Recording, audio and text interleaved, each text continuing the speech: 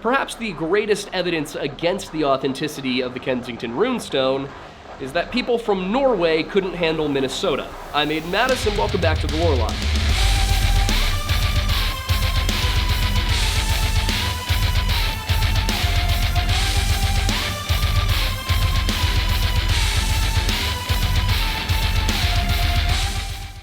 Olof Ohman was looking at something that absolutely should not have been where it was. The Swedish-born farmer and his stereotypically named 10-year-old son Carl had been clearing a patch of poplars in an unkempt section of the family's farm in Solem, Minnesota, when they came across an oddly rectangular slab of stone embedded in the roots of one of the old trees.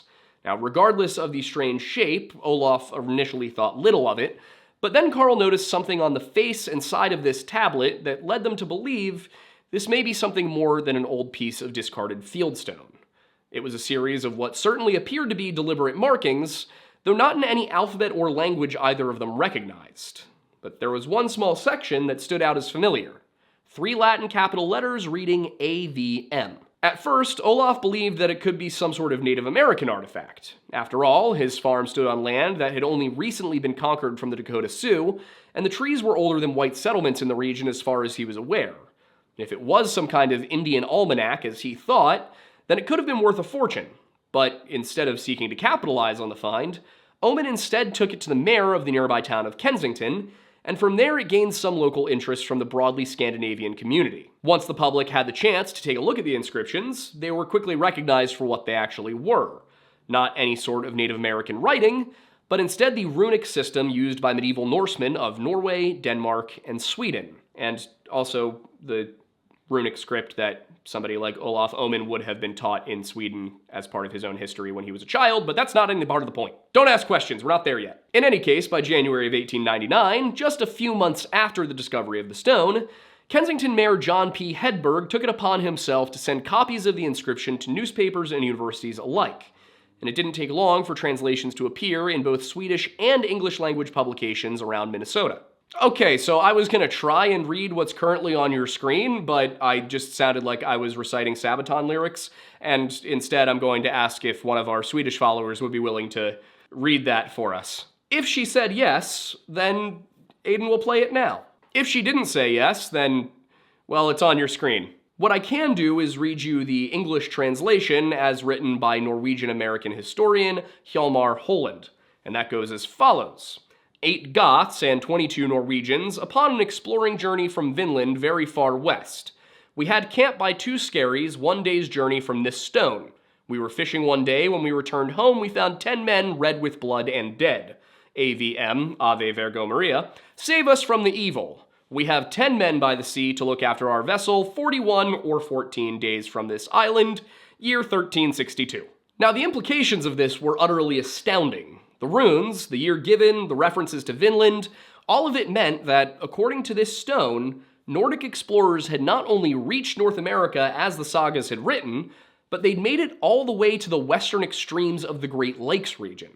And at that time, the settlement at Lanzo Meadows was still 60 years from being uncovered, making this object the best evidence of medieval European expeditions into the Americas. It had long been thought that the sagas spoke of Newfoundland and Labrador, and that the settlement known as Leifsbooths was likely in one of these places, but questions lingered about the place known as Hop in the saga of Eric the Red, a place further south, beyond the Gulf of St. Lawrence, where wild grains and grapes grew, and where large tribes of Skraelings dominated the interior. Hop, of course, seemed likely to be on the east coast, but the saga didn't preclude the possibility of exploration into the St. Lawrence River or even the Great Lakes. The voyage that brought Thorfinn Karlsefni and his men to that place was described as taking them south from a place called Streamfirth, along the coast and to a river which flowed down from the land into a lake and so into the sea. A description which could, potentially, result from a journey up the St. Lawrence, into Lake Ontario, and then up to Niagara Falls. And if the Norse had made it that far in the early years of the 11th century, then who was to say they couldn't have made it all the way to Minnesota by the latter half of the 14th? The first man to answer no to that question appears to have been Professor Olaus Breda of the University of Minnesota, who almost immediately rejected the inscription on what came to be known as the Kensington Runestone as a hoax. He found the writing to be, as bad archaeology puts it, an illiterate mixture of Norwegian, Swedish, and English, an opinion shared by multiple other scholars of the day once the text was shared with them. Looking at it myself, I can't really say that I disagree. There are a few logical issues with the artifact, for example, the lack of dressing on the faces used for the inscription, the idea that a group of explorers who just found 10 of their men dead would spend hours carving this message, and of course the fact that small bands of Norsemen historically were not keen to travel 2 weeks overland into unknown territory. But the major problem was the inconsistent use of the Futhark runic system. You see, there are two main forms of Futhark, conveniently known as Elder and Younger. The Elder is typical of carvings from before the 8th century AD, while the Younger is typical of those created after. The one period where you might expect to see overlap would be the 8th century, so it's odd that something from the 14th would not conform to one or the other. And realistically, it should be the latter one, the Younger Futhark. On the other hand, by that point, Futhark had evolved into something a bit more complex as it competed with and sort of was inspired by the Latin alphabet. And there were a few scholars who argued that this form matched what was present on the runestone. Among the most ardent supporters of that hypothesis was the historian Hjalmar Holland, who in 1910 submitted an article to the Journal of American History entitled First Authoritative Investigation of the Oldest Native Document in America, which is a title I still haven't wrapped my head around. Whether or not it's authentic, the Norse would not have been considered natives. Anyway, according to the editor of the journal, in his preface to the article itself, it was understood as fact at the time that the stone was discovered under very remarkable conditions in Minnesota, that the inscription upon it is in runic characters of the 14th century, and that it purports to record an exploration into the interior dominion of the western continent in 1362. More strikingly, he argued that this artifact should almost have been expected because, and I quote, there are preserved to this day no less than 25 different documents written in Rome, Venice, Germany, Norway, and Iceland, and at different dates covering 400 years, which show that the learned of Europe at least had the opportunity of a pretty fair knowledge of the existence, location, and nature of a western continent, and that these old documents further show us that the old Norsemen were not content with information which Leif Erikson and his followers brought home about America, but that several new trips were made to the New World in the West. He's not done. These later voyages, he continued, were undertaken about the years 1050, 1121, 1347, and 1400, but it was the alleged voyage of 1347 which was most contextually relevant to the discovery of the runestone, and so he made that the focus of his argument. This voyage was, according to Holland, recorded in several different Icelandic annals, and made a statement to the effect that a small vessel had this year drifted into the harbor of Stromfjord with 17 men on board. I need to make it very clear that this Stromfjord is not the same Stromfjord as the one in the previous episode in this series. The sailors were reportedly Greenlanders who had been to Markland, i.e. Newfoundland, and Holland suggested that the casual mention of this Greenland vessel's trip to Newfoundland seems to indicate that quite an intercourse was maintained between Greenland and American points, making this vessel's journey one meriting no special mention. While I was initially skeptical of Holland's claims, given the lack of a direct citation, the same incident is mentioned by the highly esteemed Arthur Middleton Reeves, whose translation of the sagas I used for the prior episode on this topic. According to Reeves, at least 3 annals reference this journey, those being the Elder Skalholt Annals, the Annals of Gotstock, and the Annals of the Flatey Book, which all generally describe the same event. In 1347, a ship from Greenland arrived in Iceland with either 17 or 18 men aboard, and that ship had been to Markland during the voyage. Then again, that doesn't say anything about a voyage into the interior of North America. For that, Holland looked to a royal diploma of October 1354, which provides for an important expedition to the western lands. It would appear that a Norwegian knight by the name of Paul Knutsen was sent off to maintain Christianity in Greenland by engaging in a fight against the Eskimos, which would almost of necessity carry them into the enemy's land. That expedition, according to Holland, began in 1355 and ended with the return of Knutsen and his men in 1364, which to the authors seemed an incredibly long period of time to achieve that mission. The question naturally arises, wrote Holland, actually, you know what, Aiden? The mood lighting. The Viking mood lighting. Thank you. Where were Paul Knutsen and his men all those years? Were they so enamored of the dried fish diet of the Greenland fishermen that they, like Tennyson's Lotus Eaters, lingered idly in their huts year after year, watching the ice pile up in the harbor? Did these brave warriors find the charms of the boreal seas so bewitching that they, like Ulysses of old, could not tear themselves away? Or were they out exploring new countries, fighting, famishing, and living? He found the latter option most plausible, and yet the question remained, where did they actually go? To his mind, the answer was now abundantly clear. The Kensington Runestone was dated 1362, toward the end of that time period. It described a massacre, and one that could certainly have sent them home. Now, by the time of his writing, Holland knew that he was going to face criticism, as the stone had largely been dismissed as a fake, and so he preemptively defended against the arguments he assumed would come his way, the first of which dealt with the unlikely nature of such a journey. The improbability of such a band of explorers being able to reach the very heart of the continent in the 14th century, when the Indians presumably were very numerous, is too great to be credible. Well, Holland countered that, while it is improbable, it must be admitted that it is not impossible, citing later journeys by canoe in the 1600s. In the same vein, he denied the argument that it is a physical impossibility to pass from saltwater to Kensington in 14 days, arguing that the explorers instead might have come from the Hudson Bay. And to be blunt, neither of these claims hold water for Holland's position. One man in a canoe will have a much easier time navigating and providing for himself than a band of approximately 30 sailors in a longship, and the journey from Greenland to Kensington would actually take longer going via the Hudson Bay route than it would via the St. Lawrence River and the Great Lakes. The majority of the remaining objections are more to do with linguistics than logical reasoning based on known history, but they're dismissed in much the same just because it's unlikely doesn't make it impossible sort of way. The arguments are almost exclusively built upon the claim that something could have happened, which is effective for dismissing the complaints, but not so much for proving the original claim that the stone is authentic. In essence, a lack of evidence is presented as evidence for, which ignores the more glaring issues inherent in the document, such as the presence of multiple forms of runes that date to various time periods not congruent to one another. As S.N. Hagen wrote, the Kensington alphabet is a synthesis of older unsimplified runes, later dotted runes, and a number of Latin letters. I suggest that a posited 14th century creator must at some point or other in his life have been familiar with an inscription or inscriptions composed at a time when these unsimplified forms were still in use, and that he was not a professional runic scribe before he left his homeland. The problem is that, according to Holland, the rune master had superior knowledge of the language of the period. So, when considering Holland's arguments in light of the total accumulated body of scholarship on the topic, they become insurmountably contradictory. Yeah, that's right, Holland, we can all write in academic speak. Additionally, Holland also fails to explain why a Norwegian writing in the 14th century would refer to Swedes as Goter rather than Sver, but in my opinion, the greatest evidence against the authenticity of the stone is simply the unlikely place in which it was discovered. Now, the year 1362 was nearly 3 centuries beyond the end of what is generally considered the Viking Age, so it's not perfectly appropriate to compare the behaviors of real Vikings and earlier Norse explorers, but at the same time they do have to be considered. What we do know about the Vinland voyages and Norse practices in general is that men never really went far from the ships. Your ship was a lifeline, a mobile fortress from which raiders, explorers, and other such users would go on limited excursions into the surrounding areas. And on occasions when they did leave their ships behind, it was typically in service of more permanent goals. And that's not really what the stone describes.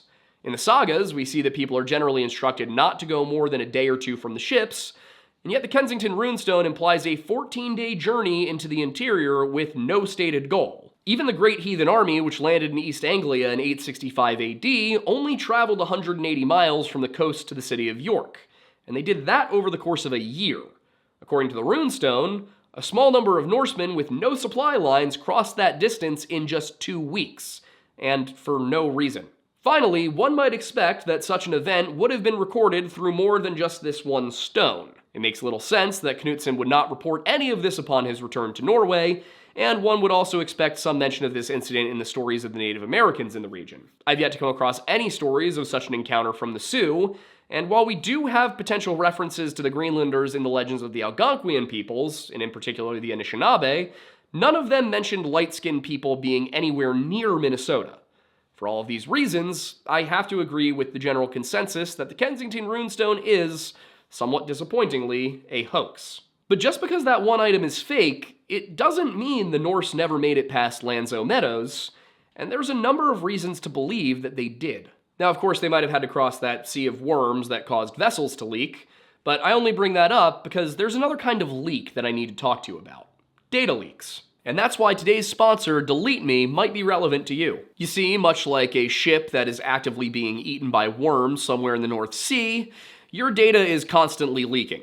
Not saying that to freak you out. I used to work in marketing, digital marketing specifically, and the amount of times I just got spreadsheets full of people's addresses, usernames, their emails, their phone numbers, basically everything you don't want strangers to have access to.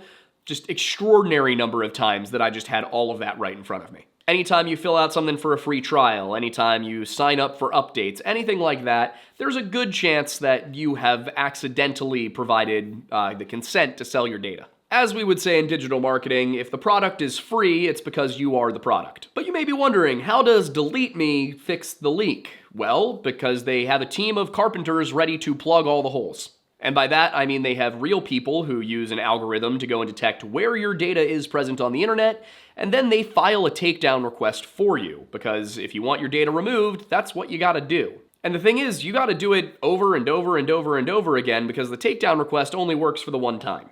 So when you sign up for Delete Me, you give them the information you want removed, a real person goes and hunts it down, they make sure it gets off the internet, and then as long as your subscription is active, they continue to file those takedown requests as frequently as needed.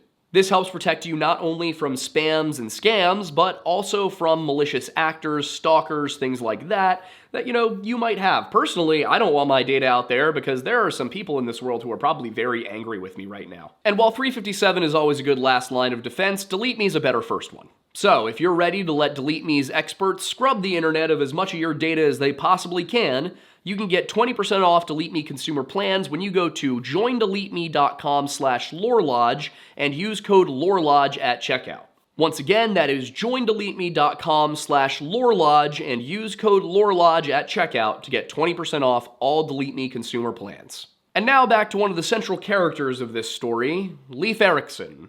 Hinger Dinger Dargen.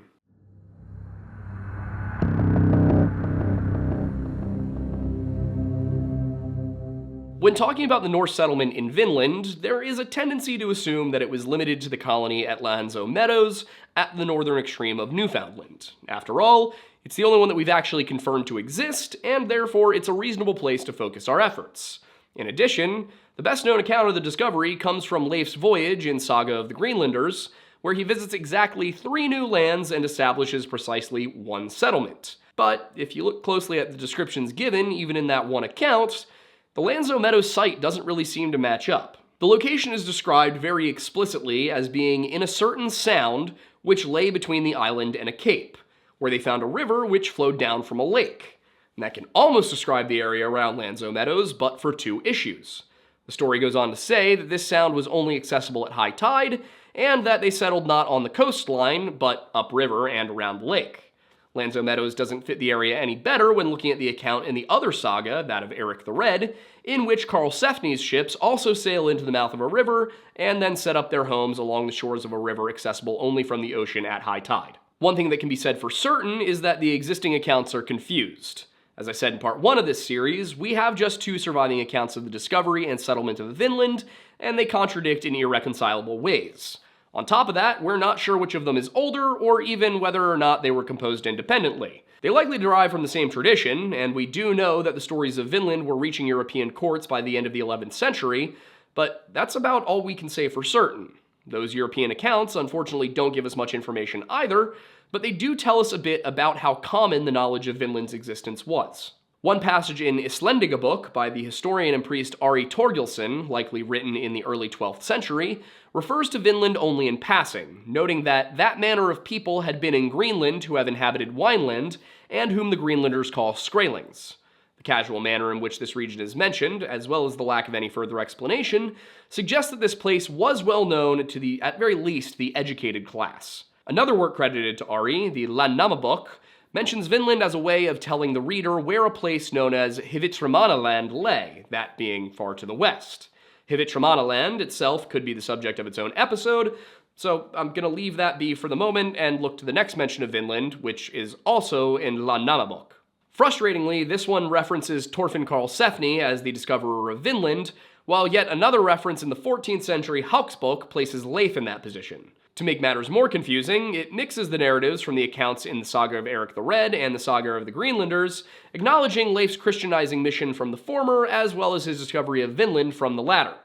The only thing all sources seem to agree on is the order in which the lands discovered by the Greenlanders moved southwards, that being Helgeland, Markland, and then not too far to Wineland. Now, that should make identifying Vinland very easy, if not for the fact that the sagas can't seem to agree on where any of those places actually are. Now, Saga of the Greenlanders gives the more simplistic account. Leif's crew leaves Greenland, and after an unspecified period of time, they arrive in Helgeland, which has absolutely no grass, but does have great ice mountains and flat rock all the way from the sea to those ice mountains. They then travel to a second land, which is level and wooded, with broad stretches of white sand along the coast, Markland. From there, they proceed southwest for 2 half-days until they spot land, with a grassy island that sits north off the land. They sail westward into a sound between that island and a cape, where the water becomes very shallow, and at low tide they run aground. Wherever this occurred, it was a long distance from the ship to the ocean, such that they preferred to row a smaller boat from the ship to the shore, where they set up by a river which flowed out of a lake. When the tide raised their ship, they rowed back out and retrieved it, then brought it up the river, and finally they built a house by the lake. That description should match with the location of Lanzo Meadows, right? Wrong, and for a couple of reasons. First of all, while there is a river leading to a lake right next to the Lanzo Meadows site, the site is on the coastline and not up by the lake. Additionally, Ericsson's ship would have been of a style designed to sit as high in the water as possible, and which averaged heights of around 6 or 7 feet from keel to gunwale. Islands Bay only goes down to 7 feet at low tide, so there should have been plenty of room beneath the ship even at that time of day. Now, what I mean by all of that, because I'm not familiar with nautical terms either, is that between the bottom of the ship and the waterline would have been about 3 feet. So there should have been another 3 or 4 feet of water between the bottom of the ship and the seafloor. The greater issue is with the directions given from Markland, however, which explicitly say that they traveled southwest from what is most likely Labrador. And Lanzo Meadows is due south of the easternmost point of that landmass. The addition of Torvald's story doesn't help the situation, largely because it places Leifsbooth's as being far enough west that his side quest out to Keelness and Crossness occurs entirely on the northern coast of Vinland.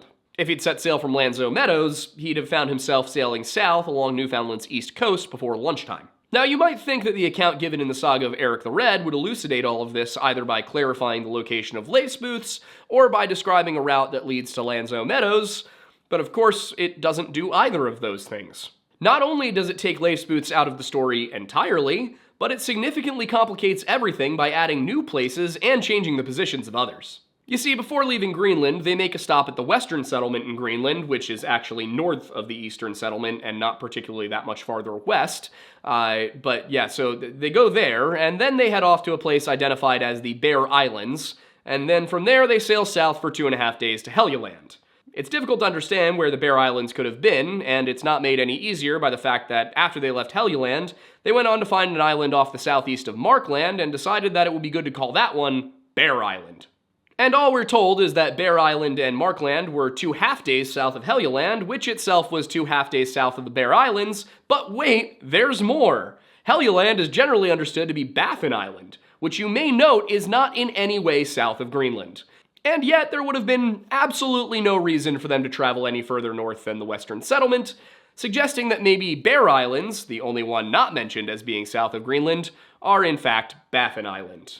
But this would make Helgeland more likely to be somewhere along the northeastern extremes of Labrador, with the timeline of 2 half-days putting it anywhere between Lacey Island and Kongelissorvik Bay. Another 2 half-days travel would put them somewhere in the middle of the Labrador coastline, and there are no islands that would really qualify as southeast off the land in that stretch, being as the land continues south until the Straits of Belle Isle, which is much too far south. But whatever the case with those places, we're told they continue sailing south until they came to a cape where the land lay upon the starboard, and there were long strands of sandy banks, which they dubbed Keelness and Wonder Strands. Have you caught the problem here? If you haven't, it's that we're still way too far to the north for this to be Keelness according to the description in the other saga.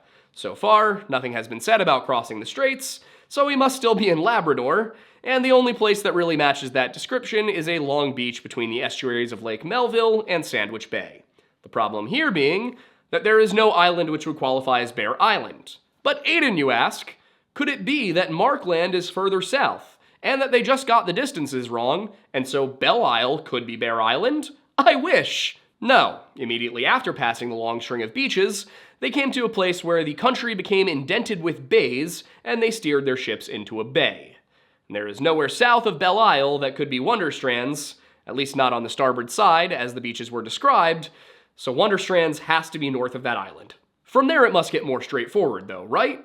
Wrong. According to the saga, they anchored in a bay while two Gaelic runners explored the land to the south, that's important, and then after about 3 half-days, and don't ask me why they use that measurement because I don't get it either, they came back with grapes and grains. So what did they do? They went on board the ship, whereupon Karlsefni and his followers held on their way until they came to a place where the coast was indented with bays. Which bays? Well, based on the way it's written, the bays after Wonderstrands and Keelness. How far had they traveled? Who knows? In any case, there was an island at the mouth of one of the bays and swift currents around it, and they steer into that natural harbor, which they call Streamfirth, and then the isle they call Stream Isle. So, where's there an island at the mouth of a body of water with strong currents on each side? Oh, well, that sounds like Belle Isle. Except that Belle Isle is 15 miles out to sea from the coast of Labrador, and the bay in question would in fact be the Gulf of St. Lawrence. However, if we assume that they mistook the entrance to the Gulf of St. Lawrence for being a bay, which is actually what later maps suggest, and we assume that the vast number of birds on the island identifies Belle Isle, then we can assume that the part where they sailed through the Firth and carried their cargoes ashore refers to them crossing the Straits of Belle Isle and landing at Newfoundland. It's not perfect, and it requires ignoring a lot of little insignificant details like, time of travel and that whole bit about Bear Island, which again can't be Belle Isle if Stream Isle is Belle Isle, but it fits well enough, right? Wrong, because after they spend the first winter there, Karlsefni and a pagan Skyrim character named Torhall the Hunter disagree on which way Vinland is. Yes, that's right. Wherever they are, whatever Streamfirth is, they don't consider it part of Vinland. Where is Vinland then? Karlsefni thinks it's south, while Torhall thinks it's north, past Wonderstrands, and to the west. And this disagreement tells us something very frustrating. Wonderstrands can't be part of Labrador, because there's no way to go west unless you go all the way back up to Helgeland. So the only way any of this possibly makes sense is if they perceive the portion of Labrador south of Lake Melville to be an island, which would require assuming that seafaring traders and fishermen were unaware of what an estuary looks like. But hey, Torhall is going to get swept out to sea and then over to Ireland and die anyway, so let's go with it and say that the winter camp at Streamfirth was somewhere on the northern coast of Newfoundland, such as Lanzo Meadows. That should work. Except that it doesn't, because according to the saga, there were mountains at Streamfirth, and there are no mountains at Lanzo Meadows. In fact, there aren't really any mountains in northern Newfoundland at all, so not only does Lanzo Meadows not match with the description of lace boots in the saga of the Greenlanders, but it also doesn't really match with the description of Streamfirth. And just before any newfies get mad at me, I don't mean you don't have hills, and I don't mean you don't have mountains, I just mean that there's not any all that close to Lanzo Meadows. Now, we have to continue going here, because as we established in part 1, Karlsefni doesn't stay in Streamfirth, but instead makes his way south for a long time, until they came at last to a river, which flowed down from the land into a lake, and so into the sea. They then sail up that river, which is only accessible at high tide, and there they establish their settlement, just like in Saga of the Greenlanders. So all of this is to say that the sagas make it incredibly difficult, nigh impossible, to square the settlement at Lanzo Meadows with the ones they describe, which isn't surprising given that they contradict one another in so many other ways. According to Greenlanders, there's just one settlement established in Vinland, and all other expeditions simply built upon it. In Eric the Red, there are at least 2, potentially even 3, if we allow for the possibility that Leif's encampment was simply somewhere else. So, how can we determine whether or not Leif's boots was Lanzo Meadows, and will that explain why, 300 years after the abandonment of Vinland, Norse chroniclers were still recording news of visits to Markland? In my opinion, the answer lies within one particular piece of the Eric the Red narrative, which seems to expose itself as more fiction than fact, and it's centered around conflict with the natives.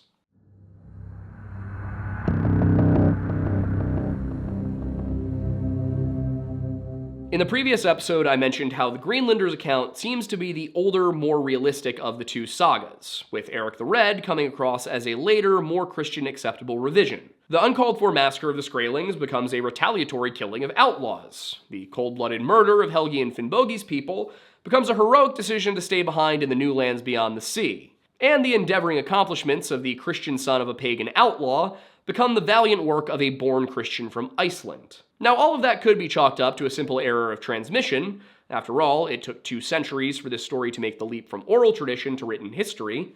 However, there is one major difference between the 2, which I think belies a revisionist reality, and that's the issue of communication. In the Greenlanders' account, Karlsefni's settlement struggles with the natives because each side is suspicious and frightened of the other, leading to a battle with devastating consequences for the natives. In Eric the Red, however, the natives signal peace with some sort of instrument, and the Norse somehow understand it. Not only that, but the Greenlanders raise white shields to show they aren't aggressive, and somehow the natives understand it. Then, when the conflict comes, the natives spin their instrument the other way, the Vikings raise red shields, and they all just recognize it's about to go down. That episode right there is so obviously fictionalized, especially in light of the sudden, well-explained reason for the conflict in the other saga, that it throws into question the reliability of the entire narrative. Alternatively, when you read the other saga, there's really nothing at all implausible about it, and it's much easier to follow the journey if it's somewhat imprecise.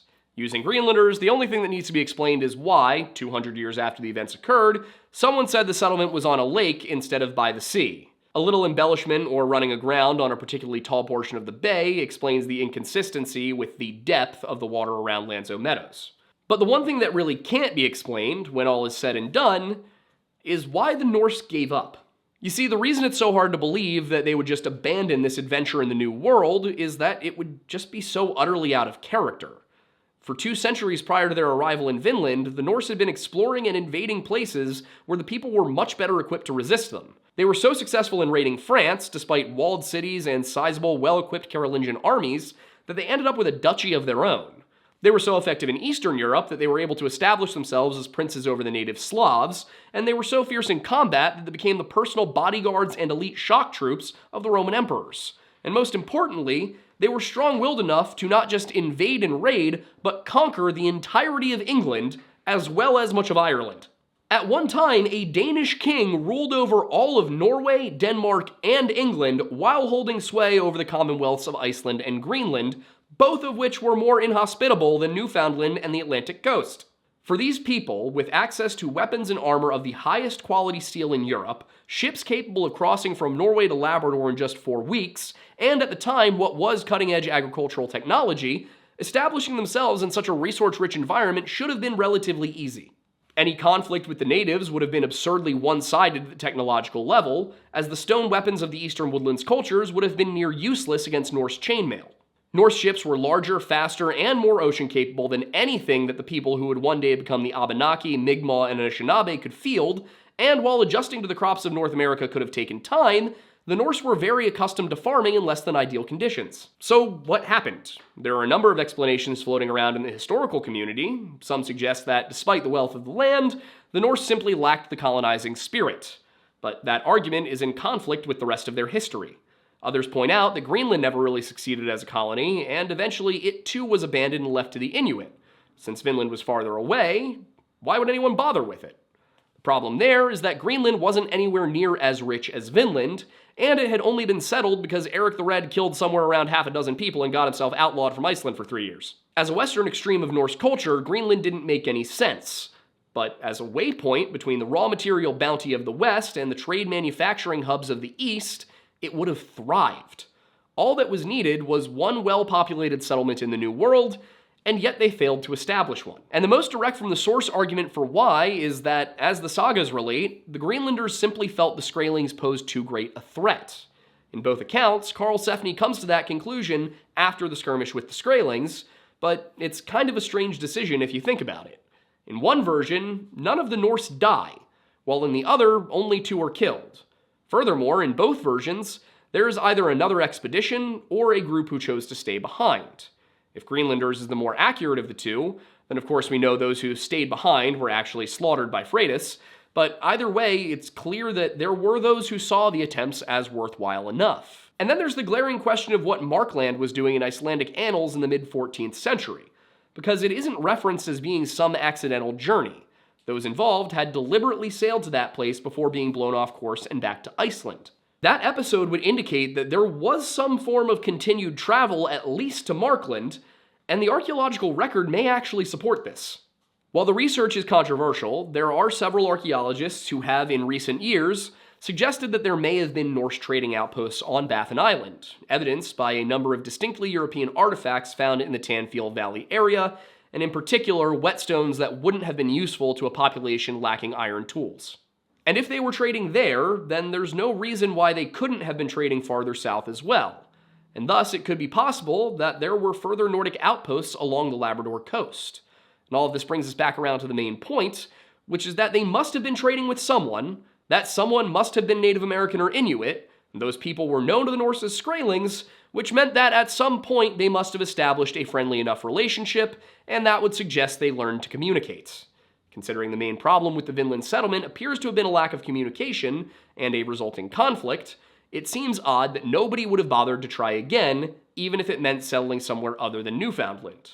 Of course, all of that relies on proof of trade between the Inuit and Eastern Woodlands cultures and the Norse, and to this point we haven't been able to confirm that any such relationship existed, at least not yet. And I kind of want to take this opportunity to get up on my soapbox and point out that, most of the problem with archaeological exploration is funding. And there are some people out there who have a whole lot of money they're not doing anything with, who could dedicate so much of it to archaeological digs and answer some of these great mysteries about our history as a race. Also, because I realize that could be taken the wrong way, what I mean is the human race. I mean the human species. I mean, maybe Elon Musk and Jeff Bezos and Mark Cuban and Warren Buffett and Bill Gates, maybe these guys are all unaware that this would be a tax write-off. Funding archaeological research would also be something that would, help a whole bunch of archaeologists pay their bills. I'm one of the few historians who doesn't work for a university, because it's basically the only way to make a living as a historian. It would be very, very nice, very wonderful if some of the wealthier members of society, those blessed with these immense opportunities who have benefited greatly from them, would share that with the academic community. And I understand there's a lot of issues with the academic community as well, but I would argue most of them stem from a lack of funding. If I worked for a university, if I were an archaeologist, I would have to compete against other archaeologists for funding, which leads to a lot of very bitter disagreements and mudslinging that causes much of what Graham Hancock, for example, capitalizes on. Not to go on a diatribe here, and this isn't, I hope you realize this is in no way political. I picked people from both sides for a reason. But yeah, not to go on a diatribe, but billionaires used to fund cool stuff. All those original archaeologists, they were bored rich people. They found Troy. I understand going to space is fun. We know what's there, at least that part of it. We're pretty familiar with low Earth orbit. That's good. We got it. What we don't know is where a whole bunch of sites that actually matter are. And this is not like a new concept if you're rich. Carnegie funded libraries because he felt like the common man probably wouldn't be able to spend more money in a way that benefited them, which is neither here nor there. But he thought, what the common man can definitely benefit from? Knowledge. There's legends about a Welsh prince who came to America in the 1100s, and you could probably figure out if that's true by scanning with LiDAR. There's evidence of all of these ancient lost civilizations in the Amazon that could also probably benefit from the use of LiDAR. You want to put a bunch of satellites up? I have some great locations you could look at with those. Basically, what I'm asking is that people with more money than they know what to do with, I put it into cool stuff. I'm not even asking that you give it to me. I just do some cool stuff. Stop doing drugs. You have enough yachts. You have, one more yacht might be cool, but you know what's cooler? Figuring out what's at the bottom of Gunung Padang. But anyway, that's probably enough ranting about the state of funding in the historical and archaeological community. If you want to support what we're doing directly, because they won't, you can do that by going to Patreon, subscribing to our channel for just $1 a month. You can check us out at our other podcasts, History Unhinged and The Weird Bible. You can also check out our live show, which is Monday nights at 7 p.m. Eastern, unless it isn't, and we tell you if it's not. I will tell you right now, the best way to get notifications about whether or not that show is happening is Discord, where you will also get notifications about when these episodes go up. And because, we're of the capitalist sort, we're selling you things as well. You can get our coffee at tableauroastingco.com in the collaboration section. I used to be a barista for many years. I know my way around a good cup of coffee, and I designed that roast myself from the ground up. And of course, if you want to feel like you're wearing our skin, because, who wouldn't want to feel that way, you can go over to bunkerbranding.com, scroll on down to the Lore Lodge section, and get any of our t-shirts and hoodies. They are so comfy. like so comfy. And if you just want to see more of my face, you can do that by going to the Aiden Mattis channel, where I mostly stream video games with my buddies on Friday nights, and where, now that we're not posting these as premieres, I desperately need you to be aware of it. We do some fun drinking games while we play, we get silly, we have some nonsense. Oftentimes I get very frustrated. You get to see me get frustrated with people who are deliberately trying to frustrate me. So if you like that, I guess go check that out too. I don't know where I'm going with this. I'm Aiden Mattis, and thanks for stopping by the Lore Lodge.